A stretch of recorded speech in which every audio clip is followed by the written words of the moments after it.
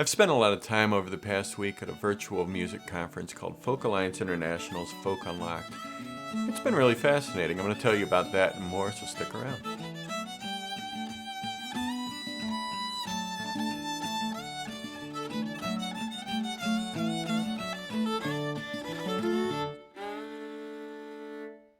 Welcome to Charlie's Open Mic. My name is Charlie Mosbrook. Like I said, I've spent the past week at the Folk Alliance International's Folk Unlocked virtual conference. It's been fascinating. It's a normal music conference in that there's workshops and panel discussions and showcases and awards and all kinds of opportunities to learn more about the craft and the art of being a folk musician in this world or presenting folk music. One thing that I didn't expect to find, but I did, and this has been fascinating, was the opportunity to just have casual conversations where you run into people in the hallway or on the elevator, catch up with old friends, meet new people. And they created a couple of events that really worked. One was just a giant Zoom room. It was the elevator conversation. And then we were all broken into little breakout rooms of 6 people where we got to meet new people or catch up with the old friends. Another thing was called Bramble, and it was this sort of virtual lobby where you could wander around and just meet people or run into people.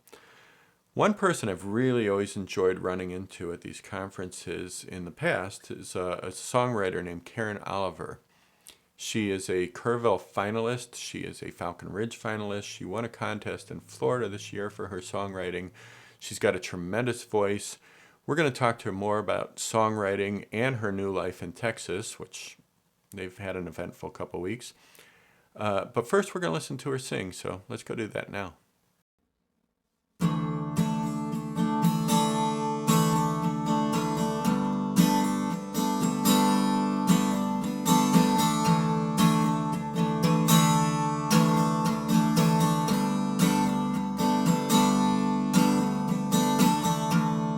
We get through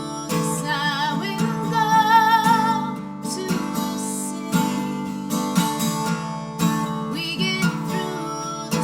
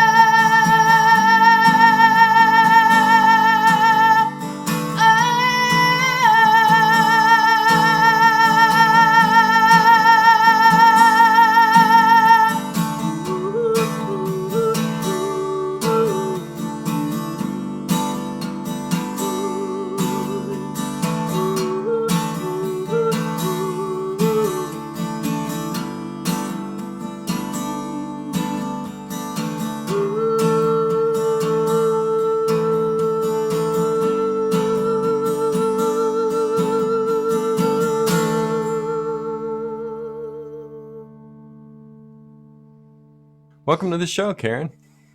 Well, thanks for having me, Charlie. It's nice to be here. It's Sort good of to see here. you. This is cool because I get to learn a bit more about you than I've probably ever had a chance to really. Usually we just chat at different conferences here and there. So let's start with you are from Baltimore originally? Well, I mean, I spent most of my adult life in Baltimore. I'm actually from the DC area. I lived in Maryland most of my life, and then I moved to New York for about 6 years, and then I Hmm. was in North Carolina for 3 years, and now I'm in Texas. What was that like moving in the middle of a pandemic? Stressful, very stressful. Yeah, it's fascinating, because not only was it, trying to safely move in the middle of a pandemic with two cats taking them halfway across the country. We also, oddly enough, moved at a time when like suddenly everybody's moving. Early August is apparently a hot moving time. So even just getting people to haul our stuff was tricky and a very weird experience. And it's been kind of weird ever since we landed, because normally, you move to a new place and then you go out to the local functions and you go out to people's shows and you try to meet musicians in your area. And of course I've not done any of that because nobody's gathering. There's nowhere to do that. So people are like, so how's Texas? And I'm like, I don't know, pretty much like everywhere else. It's my house. Yeah, it's what you see right here. Have you have you found any virtual communities that are enabling you to try to find your way into that community? Not that are locally based. I mean, I'm definitely part of several virtual communities, but most of those are ones that I was already connected to, the people I was already connected to. And I haven't found anything that's like based in this area. Still connected to people back in North Carolina. The Chicks with Dip New York songwriters, we still get together. Is that a songwriting group? It is a group of songwriters. We don't necessarily get together always to do songwriting stuff, although we're always talking about who's doing what and how can we support you. Lately it's been more just an emotional support system as far as getting together every week. It used, when we got together in person, a few people would always be like, hey, I'm working on this, what do you think? And there'd be a little bit of song circle feedback. We haven't been doing so much of that because I think so many people are a little shut down on that front. Songwriting is frequently part of processing something. Mm-hmm. As songwriters, we tend to process by writing about it. Certainly for me, I have to be at a certain point in my process to even be able to start doing that. It seems unfathomable sometimes. You're so overwhelmed. I know last spring, I certainly wasn't writing about this. I was not writing about the pandemic. I didn't even want to think about the pandemic when I picked up a guitar. It was just kind of like, you're just clinging on for dear life and trying to maintain your sanity and figure out where you can buy yeast. So, because, that was a thing. Were you born into music? Yes and no. My mother has a wonderful voice. My mother has always sung. I only ever heard my mother sing in church, and I had no idea that she had any aspirations as to such until I was pretty much in high school myself, found her old yearbook where somebody had written under her picture, our answer to Doris Day. And I was like, what? Had my mother probably not gotten married young and had 4 children, who knows? But nobody, really was pursuing music, even inside my house. When I was quite small, I had a best girlfriend who lived 2 doors down. And her mother had been a massive Beatle fan, when she was little. Mm-hmm. And John Lennon died the day my best friend's mother turned 30. And that was hugely traumatic for her, obviously. And so the very next day, she basically took all of her vinyl and just handed it to her kid and said, you might want to listen to this. And we just fell head over heels, absolutely head over heels, and immediately started begging for guitars. So really that's what happened. I went from literally pretty much not knowing who he was when he died, Mm-hmm. to a week later being absolutely devastated there wasn't going to be any more. And that was really, I mean, we both started writing right off the bat. I had always been singing and always singing along and singing, you know, but it had never dawned on me. And I was, you know, I was really little, so why would it, that you could write your own songs. Once you got 3 chords under your belt, away you go, you know. Mm-hmm.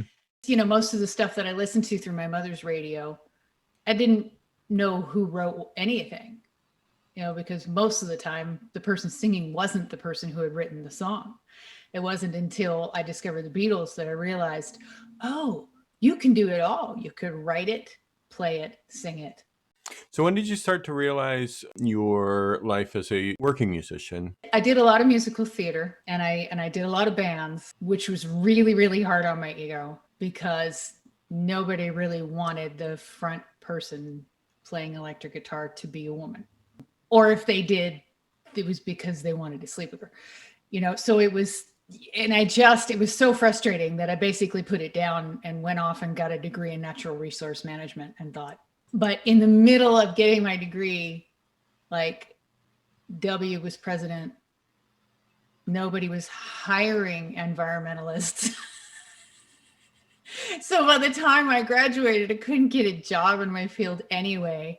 And I had started writing again. Just kind of drove me to go get an acoustic guitar. Because at that point, I didn't even own one. I had my Les Paul, but I didn't actually own an acoustic guitar anymore. So I just went and got one and I started writing. And then I went and I Googled Baltimore songwriters. And I discovered the Baltimore Songwriters Association, which I did not know had existed. Mm-hmm. And I started going to that. And within a couple of years, I was president. Funny how that happens. Yeah. I always said, you know, I agreed to be on the board. And then all of a sudden, everybody took a giant step back. I was like, who's president? You recently won a folk festival songwriting contest this year, didn't you? I know. Who saw that coming? And that was the 2020 South Florida Folk Festival Songwriters Competition. Yes. So I won it last year, which meant I got to play the festival this year. They did actually do a festival. And actually the contest winners were one of the reasons why they pushed ahead to do a virtual festival, because it's part of the deal. They had promised us. I have been in the Kerrville New Folk Contest twice. I have emerged at Falcon Ridge twice. I don't know when I submerged in between, but somehow or another, I emerged, I submerged, and then I emerged again. But I have not won any of those. So up until last year, it was always a bridesmaid, never a bride. So I was quite surprised.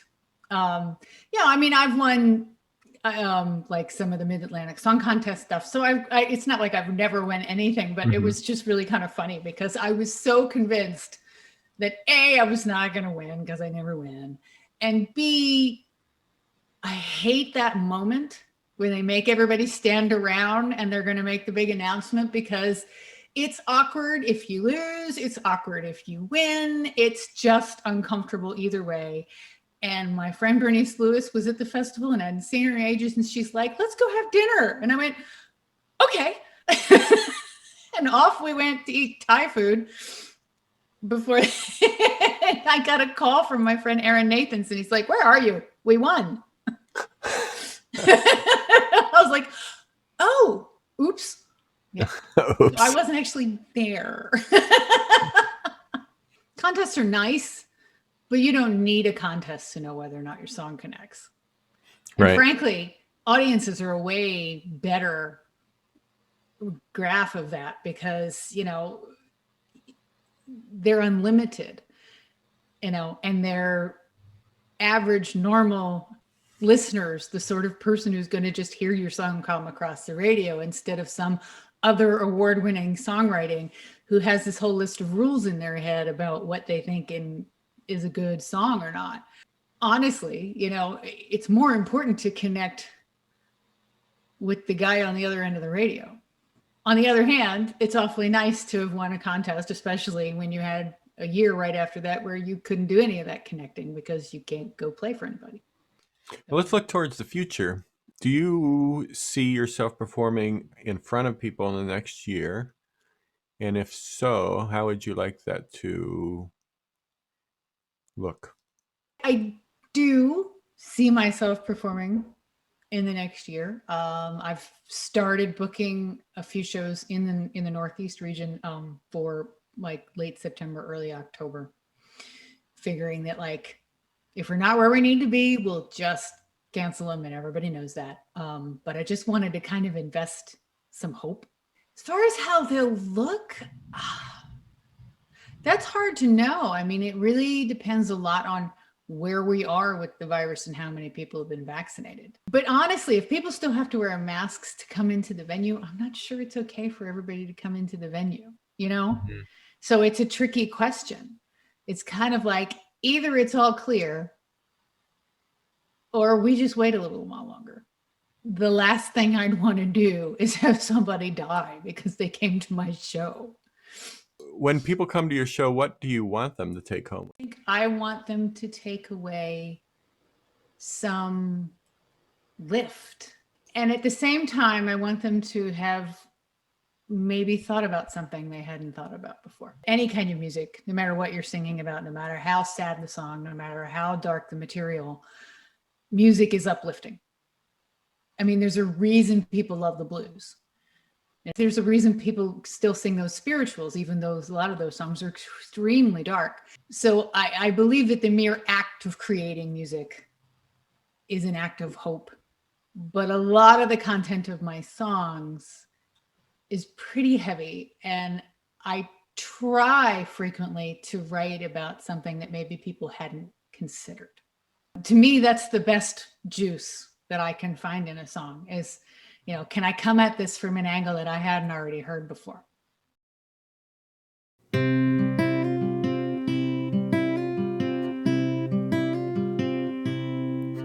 Will I ever trust my angels?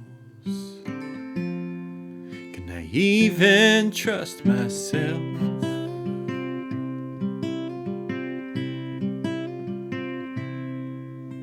Ignoring all the messaging and my connections help. Now life is 1080. We've all become cartoons with imaginary backgrounds in these imaginary rooms.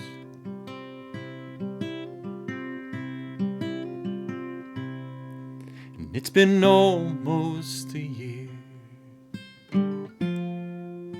of dreams and isolation.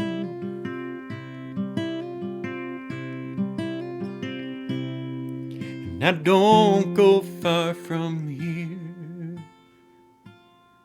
I just watch my television. Now life is 1080. We've all become cartoons with imaginary backgrounds in these imaginary rooms.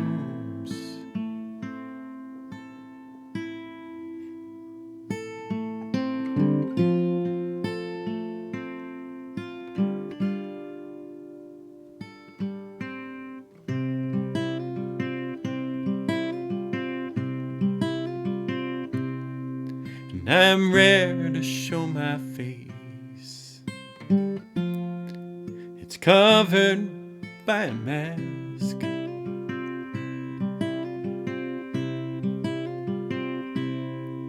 And I do it just in case. You shouldn't have to ask. Now life is 1080. have all become cartoons. With these imaginary backgrounds, in these imaginary rooms, with imaginary backgrounds, in this imaginary room.